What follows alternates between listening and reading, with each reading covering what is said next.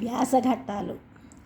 మహాభారత రచనకు సంబంధించి ఒక కథ ప్రసిద్ధంగా ఉంది.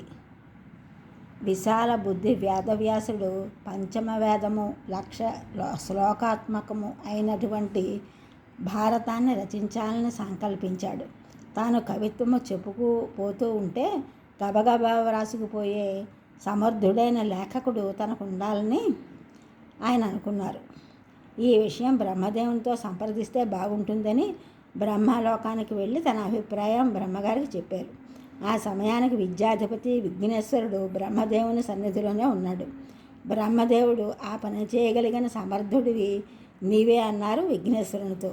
విఘ్నేశ్వరునికి ఒక యుక్తి తోచింది. వ్యాస భట్టారక, నీ కవిత్వాలన్నీ నేను లిపిబద్ధం చేస్తాను, సరే అయితే నాదొక షరతు, నీవు ధారాళంగా చెప్పుకొని పోతూ ఉండాలి, ఆగు ఆలోచించి చెబుతాను అంటే ఒప్పుకోను, వెళ్ళిపోతాను అన్నాడు వినాయకుడు. వ్యాసుడంటే సాక్షాత్ నారాయణ హరి.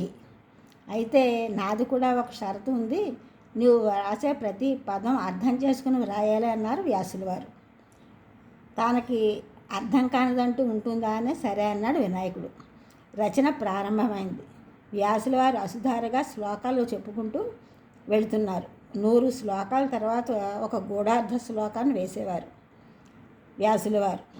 దాని అర్థం కాక ఆలోచన చేస్తూ ఉండేవారు గణనాథుడు. ఈ సమయంలో వ్యాసుల వారు మరొక 100 శ్లోకాలు సిద్ధం చేసుకునేవారు. ఈ విధంగా మహాభారతంలో 100 శ్లోకానికి ఒక శ్లోకం గూఢార్థ శ్లోకంగా తయారైంది. దీన్నే వ్యాసఘట్టాలని అంటారు. మన పెద్దవాళ్ళు ఏదైనా పని మధ్యలో ఇంకొక పని ముఖ్యమైనది పడితే ఇదో వ్యాసఘట్టం అనడం పరిపాటి.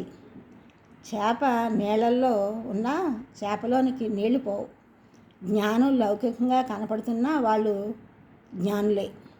పంచభూతములచే తయారు చేయబడిన ఈ శరీరములు అనగా జంతువుల, పక్షుల, క్రిముల, కీటకముల, మృగముల శరీరములు వేరువేరు, పంచభూతములు మాత్రం ఒకటే. అలాగుననే దేహము వేరెన్ను, దేహమునందున్న ఆత్మ ఒక్కటే.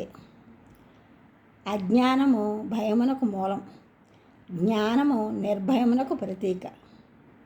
భిన్నత్వమే అజ్ఞానము, అభిన్నత్వము జ్ఞానము.